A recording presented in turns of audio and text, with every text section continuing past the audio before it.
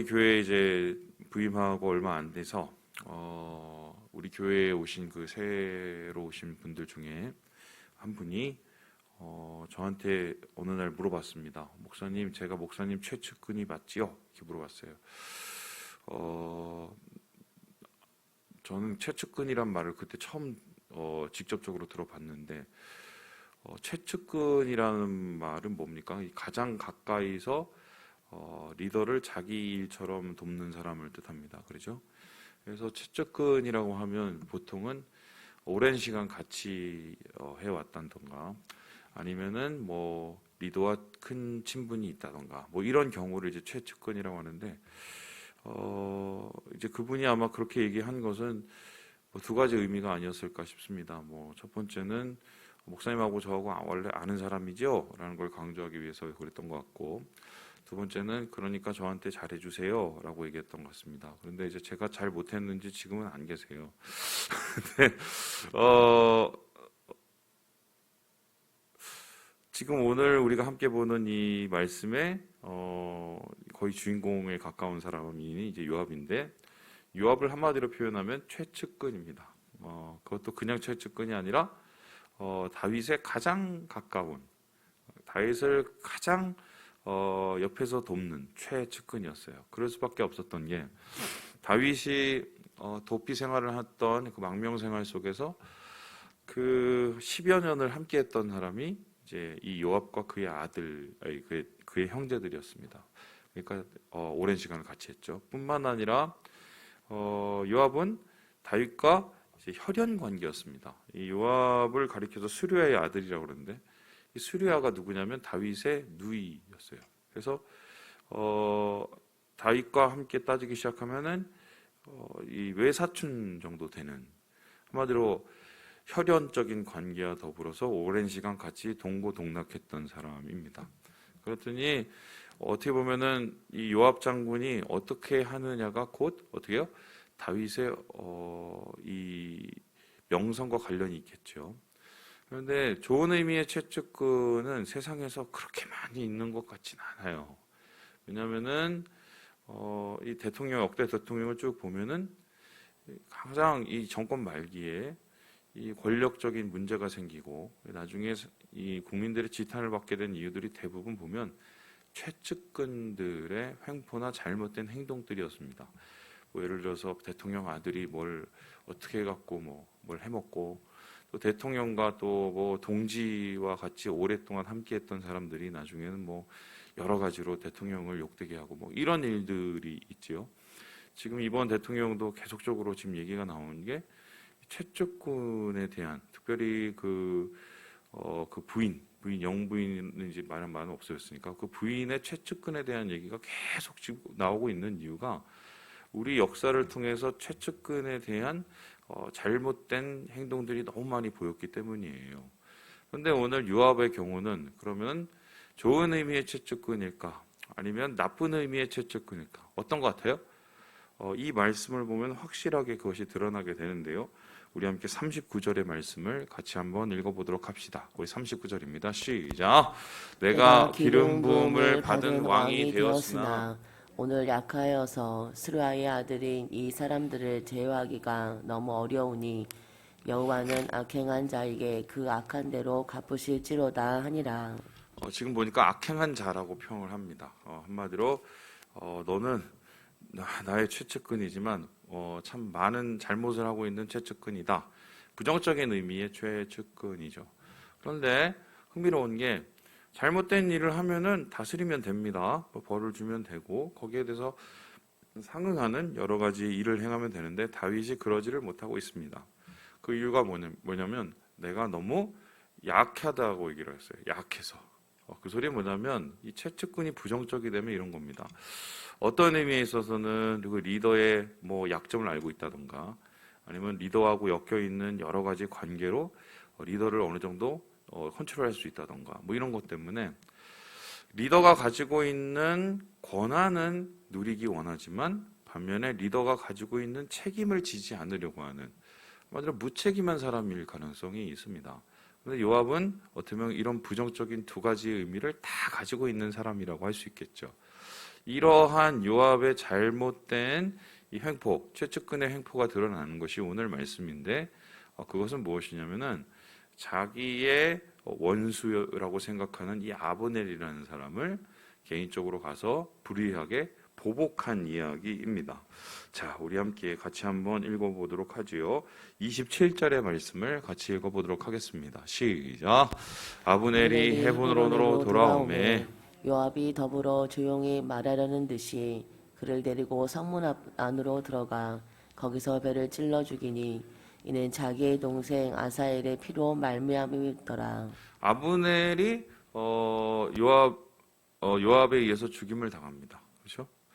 요압이 아브넬을 죽인 이유가 뭐냐고 봤더니 자기의 동생 아사엘의 피로 말미암음이었더라. 그러니까 동생이 아브넬과 싸워서 죽었는데 그 동생인 아사엘의 복수를 하려고 이 아브넬을 불러서 요압이 죽였다는 말입니다. 아니 동생 죽였으니까 복수하는 게 뭐가 잘못됩니까? 라고 얘기할 수 있겠지만 여기는 상당한 문제가 있는데요. 첫 번째로 아사헬과 아브넬의 사건은 이건 정당한 싸움에 의해서 이어진 거예요.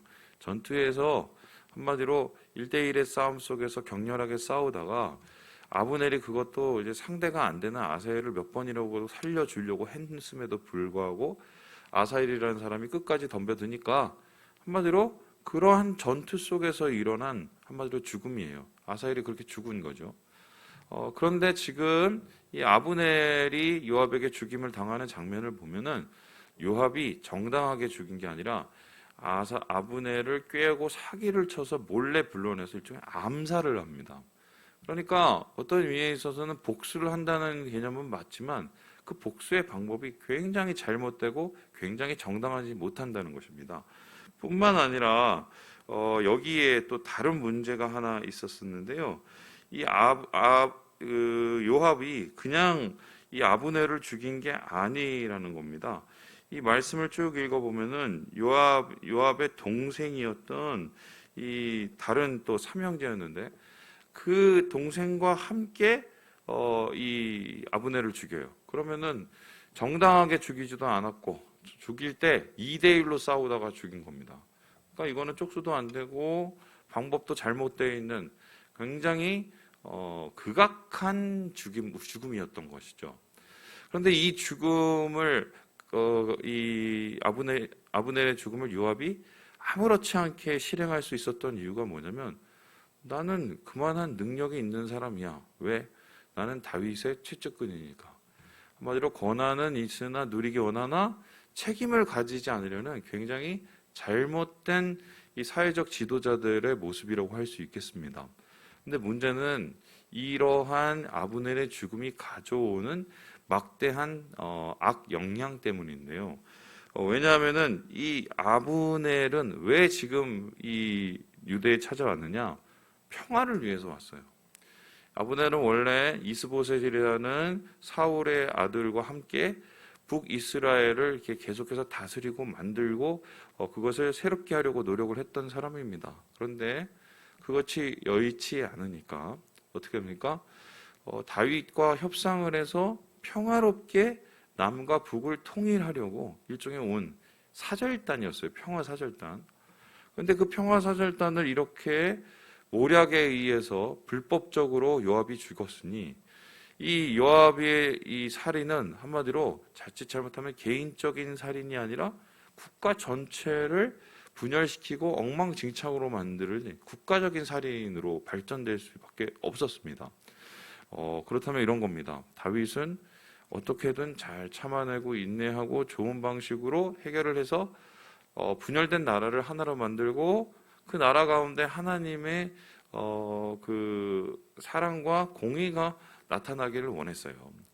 그런데 그러한 다윗의 계획을 전혀 상관없이 수포로 만들고 자기의 개인적인 복수로 눈이 멀어서 불의하게 그것도 정당하지 않은 방법으로 죽인 이 요압의 상황. 자, 그런데 더 웃긴 건 이러한 요압을 어떻게 벌을 주지도 못해요. 힘이 없어서. 이러한 상황 속에서 다윗은 굉장히 난처할 수밖에 없겠죠. 자, 여러분이라면 어떻게 하겠습니까?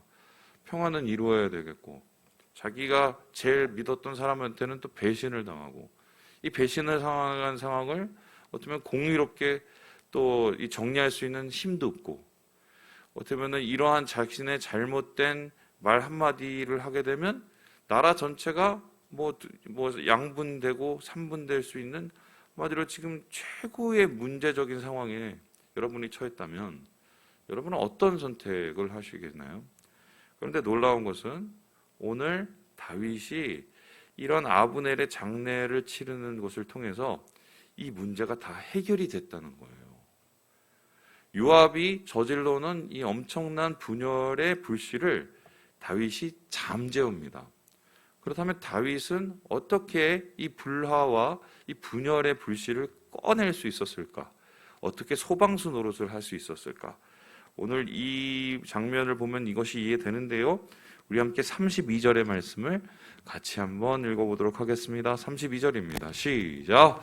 아브넬을 헤브론에 장사하고 아브넬의 무덤에서 왕이 소리를 높여 울고 백성도 다 우니라.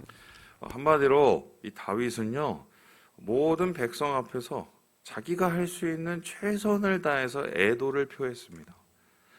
소리 높여서 왕이 웁니다. 뿐만 아니라 그 상렬을 따라가기도 하고요, 애가를 짓기도 하고요, 심지어 그 하루 동안 식음을 전폐하고 자기가 얼마나 속이 타고 애탔는지를 사람들에게 표현을 했습니다. 이것을 가리켜서 어떤 학자들은 굉장히 정치적인 계산으로 인해서 다윗이 슬프지도 않은데 슬픈 척을 하면서 그래도 나라를 남북을 봉합해 보려고 노력한 계산이다라고 얘기합니다. 그 말이 틀릴 수도 있고 안 틀릴 수도 있겠지만 저는 한 가지 확실한 것은 보게 되는데, 이렇게 다윗이 백성 앞에서 목을 놓아 울고 그리고 백성 앞에서 식음을 전폐하고 애도를 표한 것은 진심이었다는 거예요. 진심이었다는 거예요. 자, 그렇다면은 다윗이 정말 아브넬을 사랑했나 보다. 아브넬이라는 사람을 그렇게 다윗이 아꼈나 보다. 그렇게 생각하면 또 오해입니다. 왜냐하면 다윗과 아브넬이라는 사람은 사실 친분이 그렇게 많지가 않았어요. 그러면은 그럼에도 불구하고 어떻게 다윗은 그렇게 울 수 있었을까? 저는 이렇게 보는데요. 자기를 보기보다는 공동체를 보는 거죠. 자칫 잘못하면 공동체가 와해될 수 있고 남과 북이 다시 싸울 수도 있는 상황이 얼마나 지도자로서 안타까웠겠냐는 거예요. 그리고 이러한 상황을 자기가 해결하지도 못하는 것이 얼마나 괴로웠겠습니까? 또한 그러한 괴로운 심정, 공동체에 대한 안타까움의 마음, 그리고 자기가 이것을 해결할 수 없는 정말 자기의 지금 현실이 다윗은 굉장히 괴롭고 힘들었을 거예요. 뿐만 아니라 이렇게 자기의 손님으로 찾아와서 평화를 얘기하던 이 사람을 지킬 수 없는 자신의 처지가 다윗은 굉장히 미안했을 거고 유감스러웠을 것이 분명합니다. 그래서 이것을 더 다윗은 드러내기 시작을 했고 그 진실을 통해서 사람들을 감동시키기 시작했어요. 그러니까 요압은 어떻게 보면 은폐 속에서 자기의 복수와 자기의 분노를 해결하려고 했다면 이 다윗은 공개적으로 자기의 진심을 내보여서 백성들의 화합을 도모했다는 것입니다. 진실은 힘을 가지고 있어요. 전 그렇게 믿어요.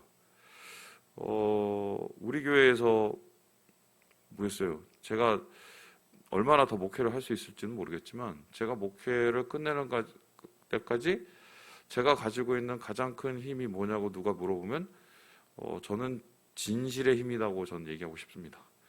왜냐하면 다른 힘은 없기 때문에 그거라도 있어야 되지 않겠어요? 그래서 다윗은 이러한 불행한 사건을 자기의 진실을 드러내 보이면서 이 문제를 백성들과 함께 풀어나가기 원했고요. 결국 이러한 진심이 통해서 어떤 일이 일어납니까? 우리 함께 36절의 말씀을 같이 한번 읽어보도록 하지요. 시작.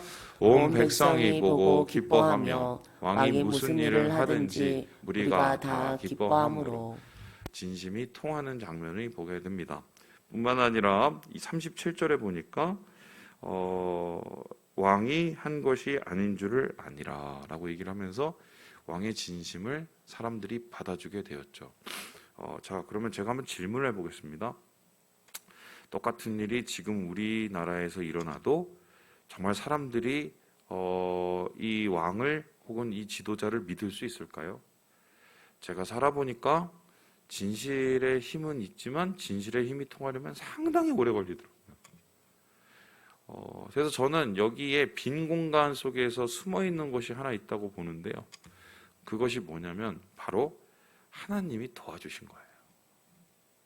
하나님이 다윗을 불쌍히 여기시고 다윗이 진심으로 마음을 내놓고 백성들의 분열을 슬퍼하는 마음을 하나님이 보시고 하나님의 보이지 않는 큰 능력의 손으로 다윗을 도와주신 겁니다.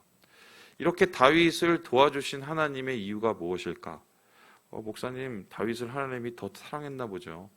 많은 사람 중에 다윗이 하나님이 더 챙겨주신 거 아니겠습니까? 이렇게 얘기할 수 있는데 여기에는 가장 큰 비밀이 있어요. 그게 뭐냐? 다윗은 사람의 최측근이 되지 않고 하나님의 최측근이 됐다는 거예요. 다시 말씀드려요. 하나님께서 다윗에게 이 진실의 힘을 완성할 수 있게 도와주신 것은 다윗이 사람의 최측근이 아니라 하나님의 최측근이었다는 거예요. 이러한 모습은 이 다윗의 시편 속에서 얼마든지 나타나는데요. 여호와는 내 편이시라. 어렵고 힘들 때마다 하나님 앞에 주님은 내 편이야. 나는 하나님의 최측근. 하나님이 원하시는 것을 이루고 하나님과 가장 가까이 있기를 바라는 사람, 자기 자신의 상황을 계속해서 알리는 이야기가 시편 곳곳에 나타나 있습니다. 요압이 이렇게 망가진 이유는 사람의 최측근이 되기 원했고 그 사람의 최측근으로서 그 자리를 지키기 위해서 아브넬이라는 사람을 죽인 거 아니겠습니까? 또 반면에요, 아브넬이 이 헛된 죽음을 맞이한 이유가 뭐냐? 이 사람 역시 북이스라엘의 이스보셋이라는 왕의 최측근이었던 사람이에요. 배신한 최측근. 사람의 최측근은 세상의 끝이 이렇게 끝납니다. 실제적으로 요압은 나중에 이 솔로몬에게 완벽한 죽임을 당해요. 처절하게 복수를 당하죠. 하나님의 복수를. 하지만 하나님의 최측근, 하나님의 가장 가까운 자, 하나님의 공의를 이루기 원하는 사람은 하나님께서는 보이지 않는 손길로 그를 지켜주시고 가까이 해주시고 그를 도와주신다. 말씀을 마치려고 합니다. 여러분은 정말 하나님의 가장 가까이 하기를 원하는 자입니까?